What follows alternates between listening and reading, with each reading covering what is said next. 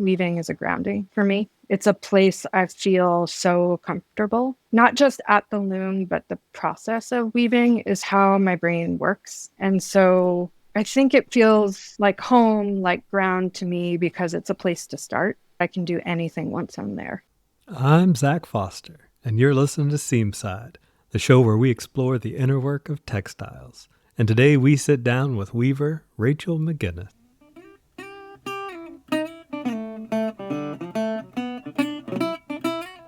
Now, you may have heard this already, but the Nook is turning 2 years old real soon. And so to celebrate, I'm giving away 2 annual memberships, good for the entire year of 2024, to 2 people listening to the sound of my voice right now. I won't be sharing this giveaway anywhere else but here on SEAMSIDE, so seems to me your chances are pretty good. To enter to win the giveaway, there's a link in the show notes below. Drop over there to get your name in the hat, and you have until December 31st, 2023 to do that.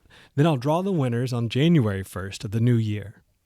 The winners will get 12 months of quilty goodness. That's 12 different workshops hosted by visiting artists, 24 sewing circles hosted by me, along with countless other sewing circles nearly every day of the week, hosted by other good folks on the Quilty Nook. Every day of the year, there's something happening over there. There's so much to love. I hope to see you there. Let's take a moment to look at a review from this week from Thyroid23 exclamation point. I love that. They write, each time I listen to SEAMSIDE, I learn something new and exciting. The various artists inspire me to be open to new ways of expressing creativity. Zach allows them so much time and space to share their ideas and habits slowly, so we can picture them in our own mind's eye. Thyroid, that's what I'm trying to do here. Thank you for seeing that. I really do appreciate it. And hey, if you want to leave me a nice 5-star review just like Thyroid, I sure would appreciate it. I ask every week, but it is the number one way for us to get SEAMSIDE to the top of the charts. So thank you for your help. Now, I first met Rachel Meginnes at Penland School of Arts and Crafts just north of Asheville, North Carolina. We had been in each other's digital orbits for a good while, and so when we finally got to sit down together in a couple plush armchairs, warm cups of coffee in our hands, fireplace in the dining hall, it was the most natural thing in the world just to slip into a warm, friendly conversation. Rachel's current work centers on weaving old deconstructed quilt material into new pieces on her digital loom. After she spends days picking apart an old quilt, she often finds that it's the batting, the worn, lace-like quality of this batting, which is normally hidden from view, to be what especially captivates her. Rachel is also a dedicated and, as I think you'll hear in this conversation, gifted creative coach. It was fascinating to me to listen how she talks about the raw materials of quilts and the raw materials of our lives in similar terms. Her thesis is that because we know how to make a strong and beautiful thing like a quilt, then we must also inherently know how to make a strong and beautiful life. It's all the same stardust, after all. So in this SEAMSIDE conversation, Rachel and I talk about how time changes both quilts and humans, how to do hard work with noble intention, and how we can mine our own creative processes to discover personal strategies for living the good life. I hope you enjoy How to Deconstruct with my good friend, Rachel Meginnes. Rachel, thank you so much for joining me. Absolutely. Where are you at these days? Paint the picture for us a little bit. I am in my studio this morning in Spruce Pine, North Carolina. I kind of have 2 studios, one in town and one at home, and I'm in town this morning. And why are you in town? When do you come to this studio versus stay at home and work in your pajamas? I'm in town kind of Monday through Friday. It's the space where I do a couple of things. I coach other artists in town where I have good internet. And then I also kind of have, so if you could see me right now, you would see that I have like shelves of quilts behind me. And so all of my studio supplies are in the studio. White walls are in the studio, big table in the studio to work on. So it's kind of where I can go to be messy and also see the work I'm making. I know that when I came to visit you a few months back with our friend Alicia Mann, shout out Yeah. to Alicia, that was the first time that I'd seen your studio. And I was just so impressed with the quality of the light. It's got this beautiful sunlight. Maybe we were there just the right time. I don't know, but it was absolutely gorgeous. No, you're spot on. That is why I have this studio. And our house actually has a similar quality of light. And I've found that I think more than anything else, the quality of light is just vital to my well-being and my ability to be a good human and an artist and all of that. Yeah, and I really want to dig into that with you because, we all wear a lot of different hats in this world. One of the hats we wear, of course, is human being. Here we are, you and me, two humans. We're also artists, and you're also a coach. And so I would love to tap into all three of those hats, if not more, over the course of the next little bit together. How's that sound? Sounds perfect. Rachel, you and I met in person for the first time. I think we've been following each other online for a bit. But then when I was at Penland last January for winter residency, you very kindly came and you came to campus, had a cup of coffee with me. We sat there in the dining hall and had a good chat. And then we had a follow-up studio visit on my way out of town with Alicia. And I was just so impressed with listening to the way you're able to articulate your own process for yourself and for other people, and also the way you're able to tease out what's important for other people or help people tease out what's important for them. It seemed to me when I was there in your studio on that day that you have a very uncommon gift for putting words to things that are hard to put words for. And so I'm really looking forward to seeing where this conversation takes us and where we go. So Rachel, what are you working on in the studio these days? Well, I'm coming off of a solo show that just came down in Asheville, North Carolina. And that was a series of new weavings. So during COVID, I was really fortunate and I was able to purchase a used digital loom. So in 2019, eons ago, I really hit a wall in the studio. And I had been making work. I had been working with quilts. I'd been working with paint. And I just hit this breaking point. I don't know if it's middle age. I don't know if it's midlife crisis, but it felt like all of those things. And I just knew that I couldn't continue working in the way that I had. And I gave myself the gift of pausing. And, my main profession was then and is now as a studio artist. So to give myself that space felt like a really big thing. I'd always pushed and pushed and pushed before that, but I was breaking. And so I stopped and I allowed myself to set the paint aside and go back to the loom, which I hadn't really woven on in probably about 15 years. But it was definitely what I started on as an artist. I learned to weave in high school. But it was just a place I could go to.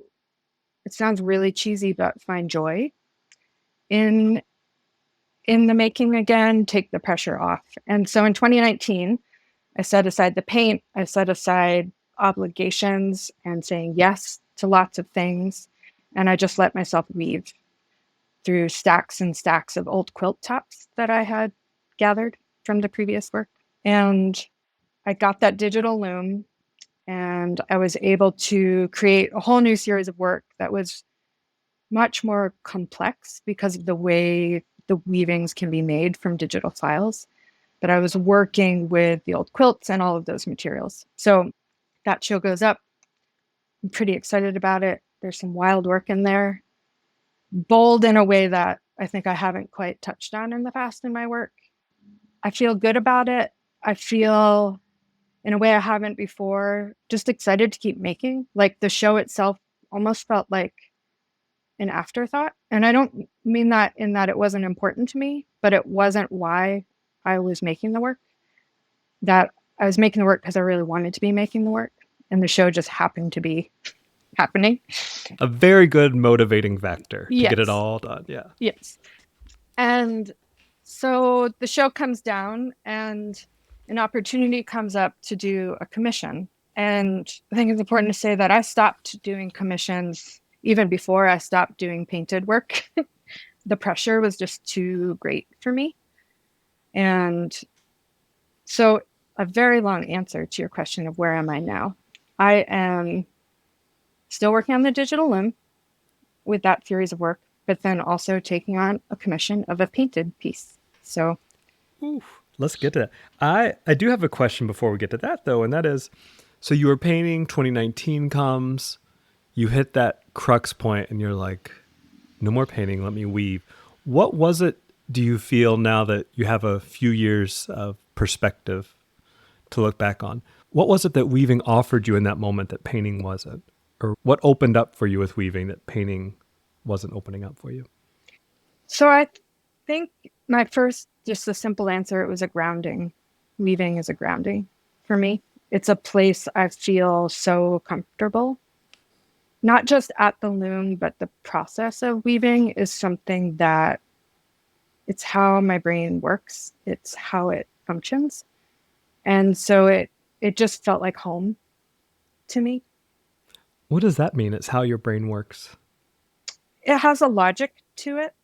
So you can plan, right? You can have intention, you can plan, but I've always the way I weave is I put on a long warp and I don't necessarily know what will result from that. So when I learned to weave, I always thought I'd want to be a production weaver. I thought that I really liked knowing what something will be. And I quickly found that I lose interest very fast if I know what a piece will look like. And so I think it feels like home, like ground to me because it's a place to start and there's a logic to it, but I can do anything once I'm there. Yeah, that makes sense to me as a quilter because I'm thinking of a time last spring when I was at Airmont in Gatlinburg, Tennessee. If anybody's ever been to Gatlinburg, it is a sight to behold. It is a treat. But it was also a lot of energy and it was overwhelming for me as a person. And so the project I planned to work on at Airmont was no longer the project that I had the energy to complete. I Mhm. had a very different kind of energy. And my friend Amanda Nadig and I had recently been playing around with exploring this process of kind of this modular quilt assembly, which sounds funny because traditionally quilts are modular. I mean, think quilt blocks, but this is modular in the sense that it's you sew all your quilt top down to batting and then you eventually piece all those blocks together. Kind of like Quilt As You Go, kind of, for those that Mhm. know the reference. But in this time at Gatlinburg, when I was just like swirling in the energy of the town, I did not have within me the wherewithal to make that project that I'd come to make, but I did have within me the power to pick up these like modular quilt units, these little baby bits, right? These Mhm. just small pieces where I had to make very few decisions up front. I could just get to work almost immediately. And it sounds like when you're talking about putting on this long warp, you make a few decisions in the beginning, Mhm. but not too many, Mhm. just enough to get you started, and then you just open up to the process as you go Absolutely. through it. Yeah. Yeah. That's beautiful. That's beautiful. And so now after a few years off, Mhm. you're entertaining another commission. Yeah. How's that feeling? At first it was honestly my first response was absolutely no, not go in there. But it's a special work that the original piece that the commission is based off of. So I was deconstructing quilts that were gifted to me. Your audience might know the term cutter quilts. Oh, it hurts this heart, but yes, Yeah, I think we're yes. familiar. The ones, with the holes and you cut out the good parts to make the teddy bears. Oh yeah. And over the years, I used to, look for those at Goodwill or eBay. And then over the years, people have just been gifting me quilts, which I appreciate. They're not all cutter quilts, though. I think that's important to say. We could have a whole conversation about that. But I made a piece in the past that actually was a quilt my mother had. She didn't make it, but she had held on to for years. And before she sent it to me, she cut out some sections to make pillows. So it came kind of in odd shape. And when I took it apart, the batting inside was like the thinnest, paper thin, like lace is really what it felt like.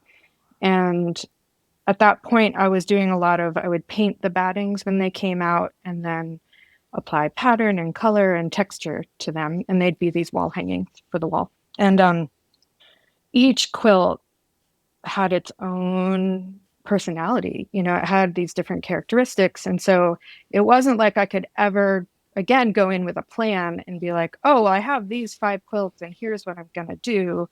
I had to wait until I opened each of them up and kind of literally touched every inch of them to know what I would do with them. And so this one that came from my mom really was the thinnest batting I had ever experienced. And I had to very tenderly stitch into it to hold it together. Because you can imagine, right? It's the batting and it's going to be hanging from the wall.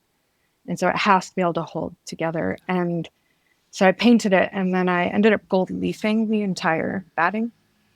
And that kind of irregular shape that my mom had cut it to, and the holes that had been worn into it over time, paired with this kind of tender gold leafing, just really created a piece that I don't often say this about the work that comes through my hands, but it's exquisite.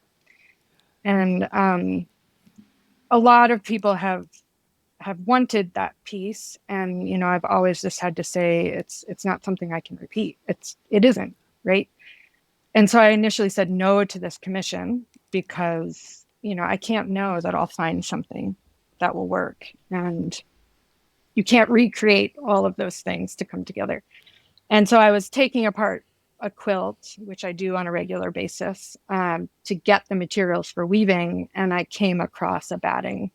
Not quite as thin as that one that was my mom's quilt, but it was a batting that they're just so beautiful, the way the holes have worn into them. And they have a texture, this one that will just receive the gold leaf so beautifully. And so I turned around and ended up saying, actually, I just found this batting and it would be perfect. So I surprised myself by saying no and then yes. I surprised myself by opening up again to the act of a commission, which for me adds a layer.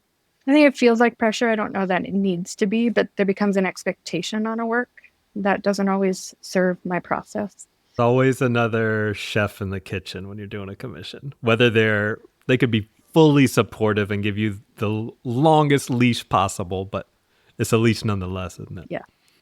Can you, and let's continue down this track a little bit with your commission, but what I'm really interested in this moment is very few of us have the kind of deep dive experience that you have with deconstructing quilts and seeing what the inside of a quilt can look like after decades and maybe even generations of use.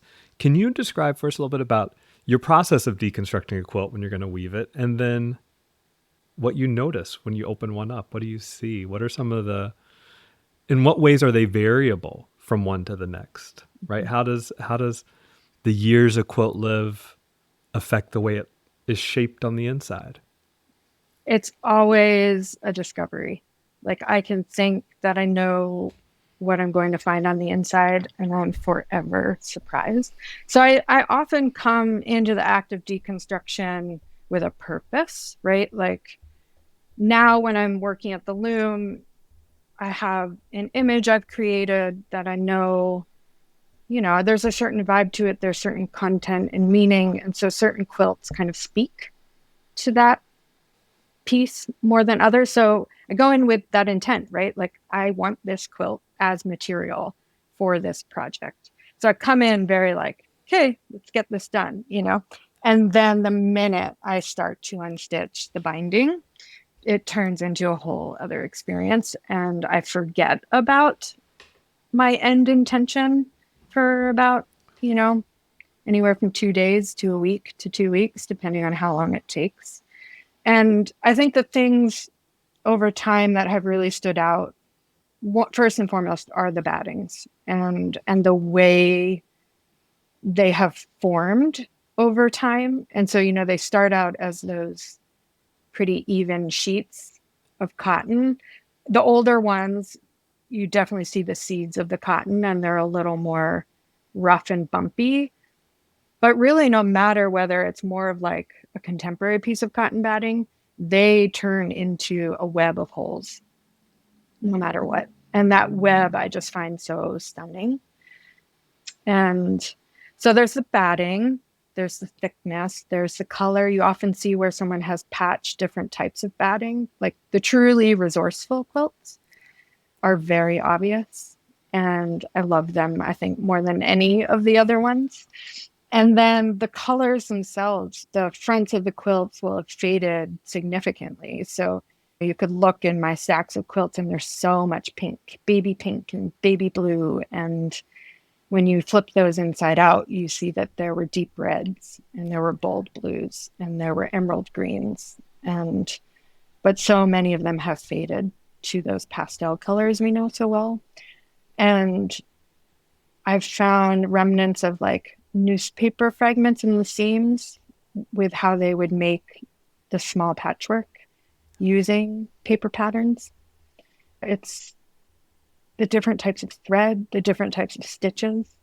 I have quilts that are machine sewn, so machine pieced and machine quilted, and then everything down to hand pieced, hand quilted.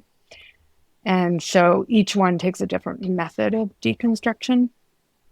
So yeah, I do really think of the act of deconstruction as a witnessing.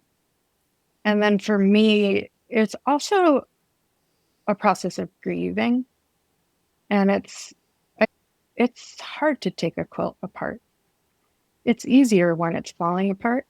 I always have permission from the people who have handed them to me. But that doesn't mean I've gotten permission from the original quilter or quilters, right? So there's definitely can be a bit of a roller coaster emotionally to work with a piece. So, how do you square that for yourself?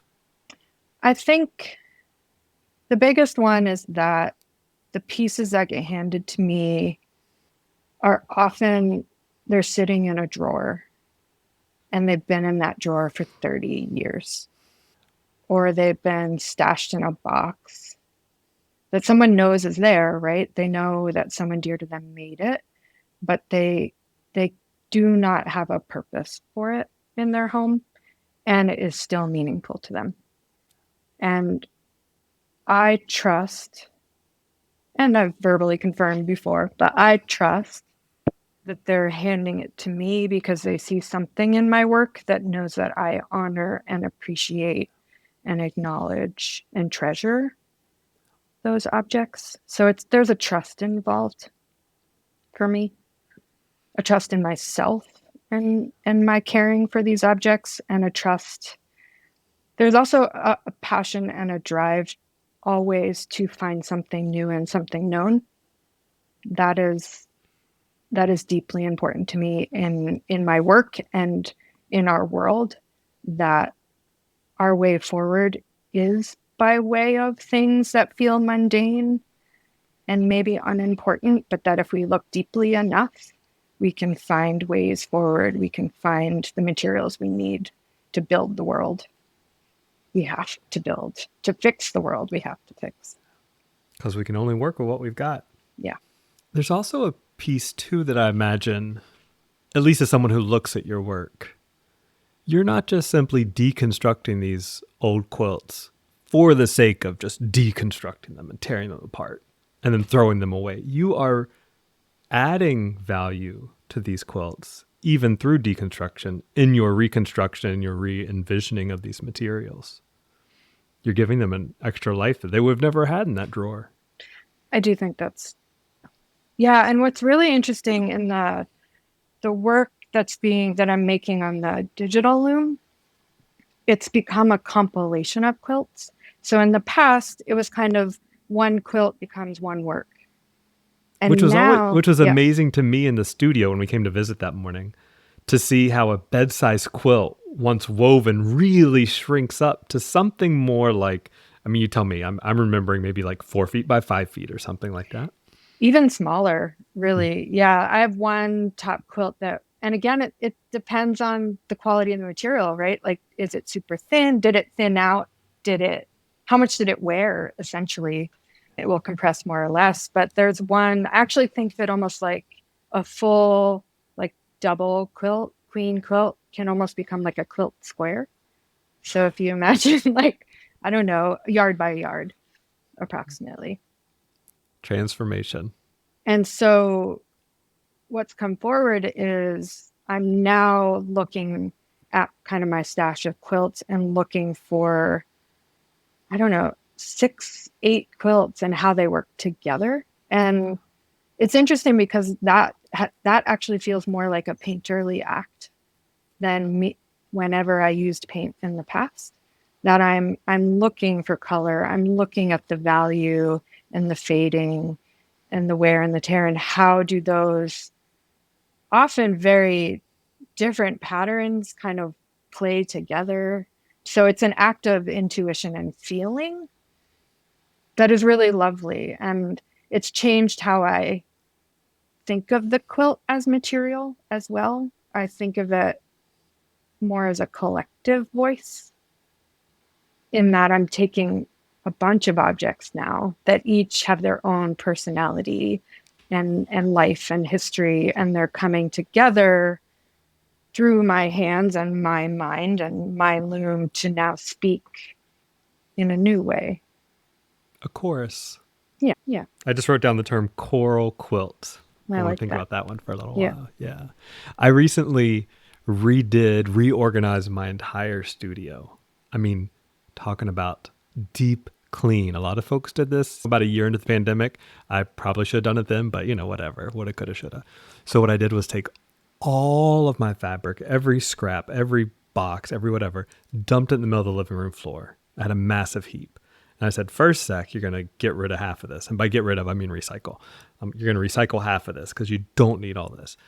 But then to your point, I had previous to that, my previous system of organization was I was basically color sorting my fabrics, but then I had a special area for silks and a Mhm. special area for wools and a special area for lace and this and this and this, right? Which means that while I was working and I'm like, oh, I need a little scrap of medium red, right? I would just go to my color sorter drawers and I would never tap into all these other like special stashes that I had Mhm. set out for myself. So no more do I have special little boxes set aside. Everything is now lumped together, right? So if you're red, you're going to be in my red box. Whether Mhm. you're a silk, a wool, a lace, it doesn't matter, right?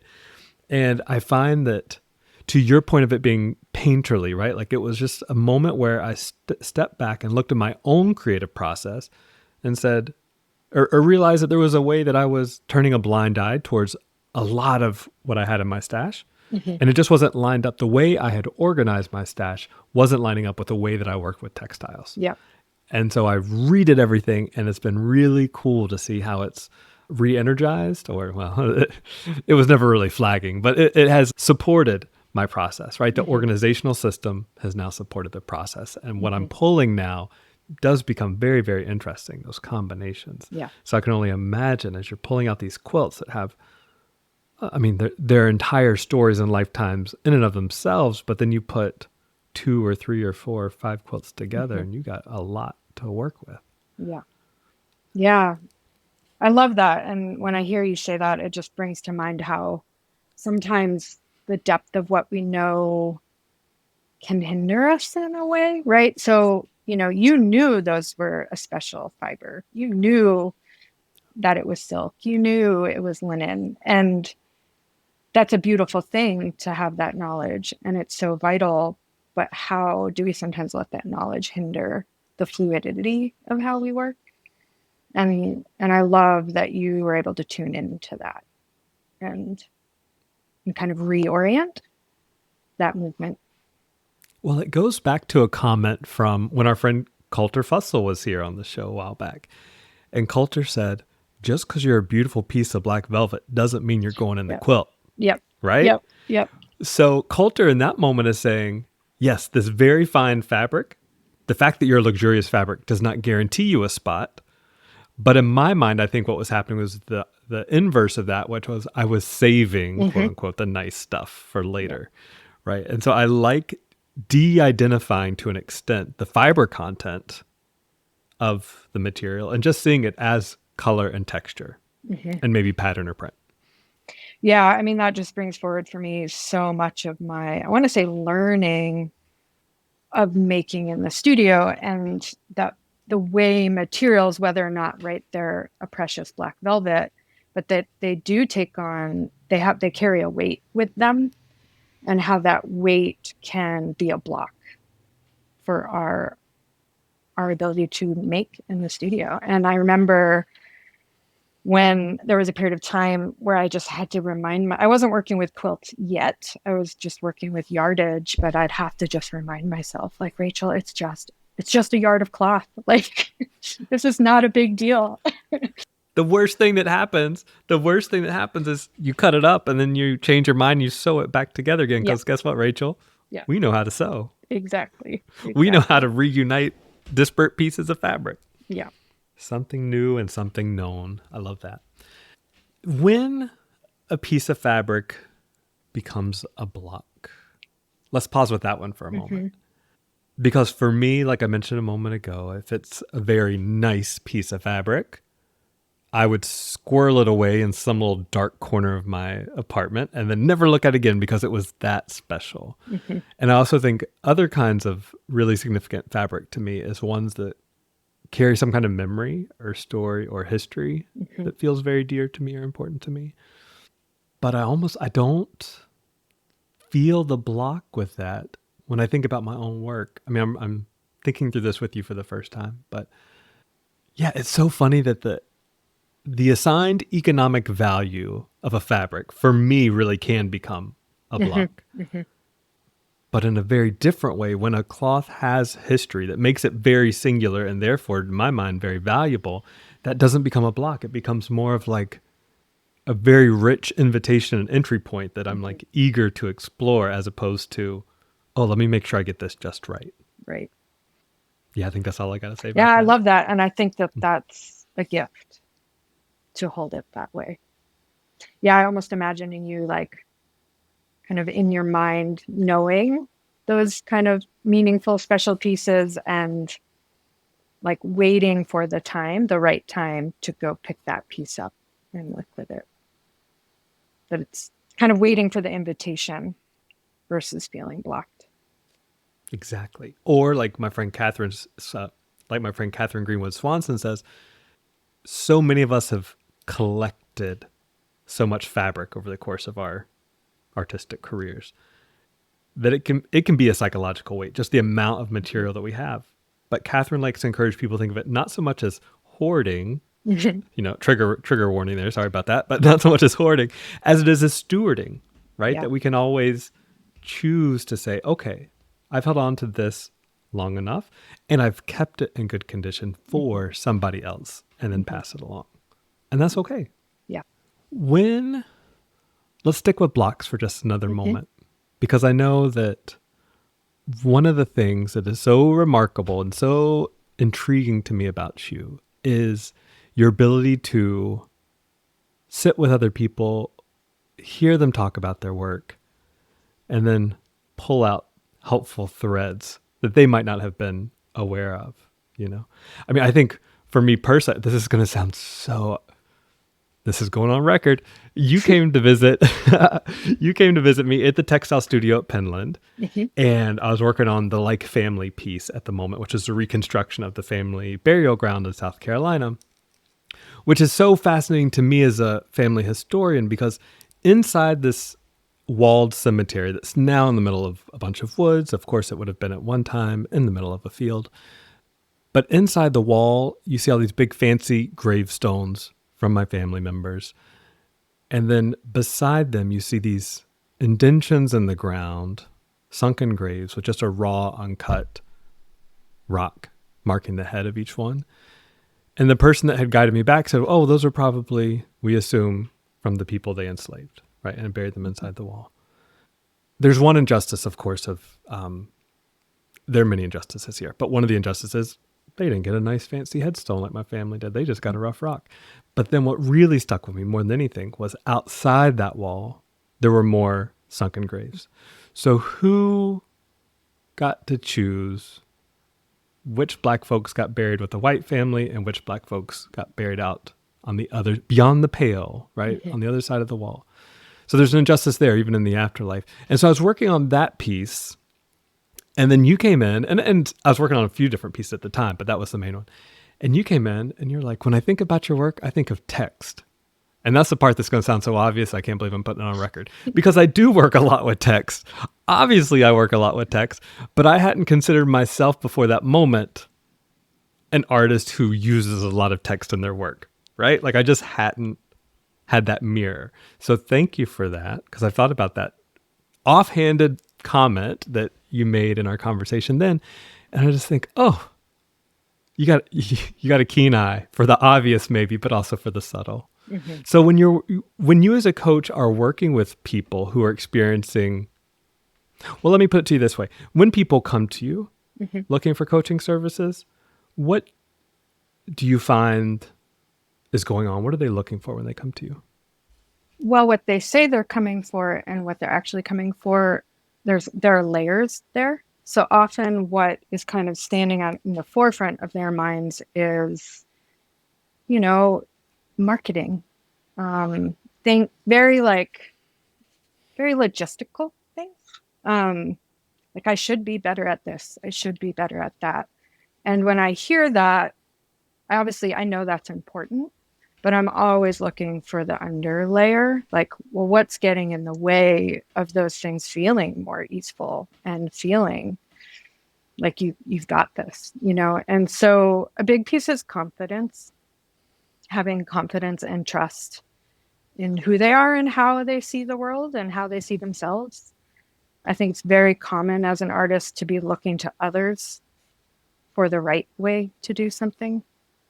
So much of the work I do with people is opening up who they are so that they really can see the full human they are and apply that to their work as an artist. Because anyone, I think, who's gone through an academic art experience, we're taught to separate the human from the artist in a way that, and I don't know that I'm saying that in a way that people would necessarily agree with, but we're not often taught to look at ourselves for how to do something. Like our quirky, authentic way of moving through the world plays out in all the different things we do and all the different roles we play. So I kind of think of a lot of my work as bringing that human back together and strengthened and emboldened to feel emboldened, empowered to walk through the world in their way. Because things become so much easier when we can do that. Life can throw the same challenges, and it will throw the same challenges. But when we know the way we walk, it all becomes possible. Yeah, for me, it feels like in so many ways, my journey as an artist is ultimately one of just listening to that still small voice inside of me that says, this is how I do it, and trying to honor that voice. And there's plenty of room in that conversation for being inspired by the work of other artists. And I mean, we're all in community. None of us are working in a vacuum. But then it comes down to a moment of quieting the noise and finding what's the little thing that you can do that no one else can do, and making that thing. I was just recently telling, I was talking to my partner, God bless. I don't think he listens to this show, so we can talk about him. I was recently talking to him about a piece I was working on. He's like, oh, it's so literal. And he's a writer, you know, so he didn't mean it as I think he probably did mean it in a kind of pejorative sense. But then I think that makes sense for you as a writer, but as someone who is, I'm going to say a folk artist in this case, folk art is so often literal, right? Like folk art needs to be easily digestible. And it needs to be, the contours need to be bold. The contours need to be one that conveys story. And so in the moment I was like, oh, literal, ouch. But then that little voice inside my head said, no, this is how it has to be. And so that process of choosing to honor that, even when other voices might be saying other things, Right. is for me really the artist journey. I like, you said in an interview that I was listening to you that you gave recently, you said, and I don't know if this is your definition of artist or what, but you said artists are people who are seeking to project themselves through whatever project they're working on. And I love that expansive idea for what an artist is. Anybody seeking to project themselves into the world through whatever project they're working on. Because that includes a lot more people than would, I think, traditionally call themselves artists. Sure. Yeah, I think of it a lot as being in touch with how we see the world and how we see connections. And yeah, seeking to visualize and share that way of seeing with other people. When someone comes to work with you, what is that process normally like? Because I haven't worked with a coach before in Sure. this way, right? Yeah. I've had therapy. God bless. Yeah. We all need a disinterested third party to listen to our personal problems, but I haven't worked with an artistic coach. So what does that normally look like if someone were interested? Yeah. So it's a process. And I think that's part of what I love about coaching is that it mirrors the artistic process for me. So, we come in having a sense for what the person, the artist wants to get to, right? Their goal, their intention. And we clarify that pretty well. And then we let go of that and we uncover and we learn. And I say we learn because, of course, I'm getting to know that person. But by way of the questions I pose, I think they're learning about themselves as well. Part of my approach very much does tie to positive psychology in that I am looking for where things are flowing, where things are working. It might not be right in the challenge they're in. There's a block there or there's a stuckness of some sort. But I'm trying to understand how they think, how they look, how they speak, and teach them, show them, share with them how to apply that knowledge they do have somewhere else in themselves to this challenge at hand. And with artists specifically, our creative processes are a wealth of knowledge and wisdom. We find ourselves working in that way. Sometimes we take it for granted, right? Sometimes it's because we're the quirky individuals we are. It's all those things. But you can apply the way you work in the studio. You can apply that methodology to the problem. It could be a problem associated with finances. It could be a problem, right, associated with anything so far removed from what you consider to be an artistic act. And that process you have honed and know so well can literally show you the way. And that experience, that one-on-one experience of diving deep with someone at that level is such a profound and meaningful experience for me. I think connection for me is just like the most important thing on this planet. And so when I can sit down with someone and talk straight for an hour, hour and a half about who they are and what they want and encourage them to really like be the full human they are, I can't think of more meaningful work. So it's a process. There is opening up, the learning. There is the like facing real stuckness, real deep programming of how we've seen the world and allowing me to be like, hey, but we could look at it this way. So it's a lot of transforming and shifting, finding new perspective. Yeah, That's what we do as artists, right? We exactly. transform. Yeah. We transform materials, which gives us the muscle to transform our lives. Yeah.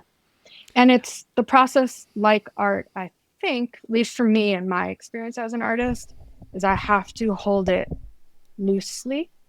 And what I mean by that is I have to let the process unfold and not predetermine where we're going to get at the end of that hour or the end of that hour and a half. You have to be open and present to what reveals. In the same way, working with the material, something I've always loved that Ani Albers has written about is that conversation with the material, right? You can't dictate, you can't force it to be something that it's not. And I think that is such a key element, not only in our work as artists, but in our work as a coach. in our work as humans. Yes. Yes, absolutely.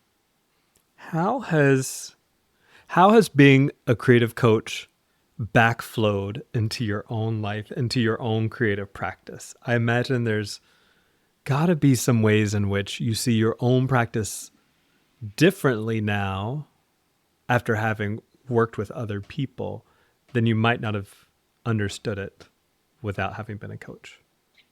Absolutely. Yeah, I think it goes like most things, it goes both directions. So I wouldn't have become a coach if I hadn't worked through extreme, profound struggle in my work as an artist and a human and general person in the world trying to make their way. Um, and my journey as a coach and the education as a coach helped me kind of unfold and see the patterns that are also at play in my work as an artist. So that notion of transformation, that notion of like loosely holding, um, I think those were always present in my work, but I didn't have language for them. And really realizing that I believe the reason I get up in the morning and am excited to be alive is because I am forever enamored again at what something can become. And when I say that, I don't mean like the person, like seeing them as an object. I see them as like this immensely creative human being. And my goal is to open up the energy and the way that they can fully realize what they need to realize, what they're driven to realize, and like push all that other stuff away, like the naysaying and the doubt and other people's concerns, and just trusting again in who they are. I'm wondering, Rachel, if you, I imagine as you're talking with all these different artists that there are certain ideas, suggestions, piece of advice that probably float to the top more often than others. Do you have like a big three that you find yourself saying a lot that are just kind of universally helpful for artists to take into account? I think a couple, and some of them they've come out of my own coaching with artists, and then also myself being coached by someone with me being an artist, and they morphed into one another. But first and foremost, that being an artist, that the job of you being an artist, one being an artist, is to do it your way, right? Like you actually aren't doing your job if you aren't doing it your way. And I think I've always known that. And now I know it to the core in a way that like it's totally unrefutable. Like there is no path forward unless you're doing it your way. Another key piece is truly to have compassion for yourself and to allow yourself to not get it right every time. I actually think it's impossible to get it right every time. And if you add the weight of beating yourself up about it, you can never get to where you want to be.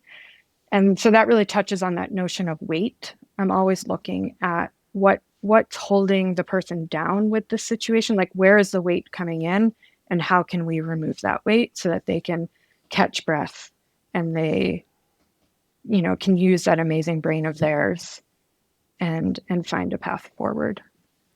I think those are the key pieces. There are of course more, and they'll probably float to mind as we continue talking. No, I think that's great. I mean, the idea of just doing it your way. I felt like it took me 40 years to learn that little nugget right there. I'm Mm-hmm. still learning it, but Yeah. I feel like I'm able to put it more into practice these days than at other times in my life. Rachel, if somebody were interested in exploring creative coaching with you, what would they need to know or what would you have them consider before reaching out? I think there's a couple things that are important to know and lots of things that you don't have to know. So more than anything, I think tuning in to where you are and what you're wanting or needing. And coaching is a process, right? That like an artistic process, it's got ups and downs. It can be a challenge. It can also be a breath of fresh air. And usually it's all of those things in one session. And so I know coaching to be best for someone who's really ready, right? They're ready to invest time and energy. That doesn't mean that your schedule is going to show that you have time and energy. So it's more of an internal assessment of where you are in regards to what you need right now. And so the way I like to phrase it is, how hungry are you for this change or this tool or this movement forward? How ready are you? Because it's a relationship, and we both have to show up to the table, and we have to show up when we don't know what the outcome is. But by showing up, we will find it.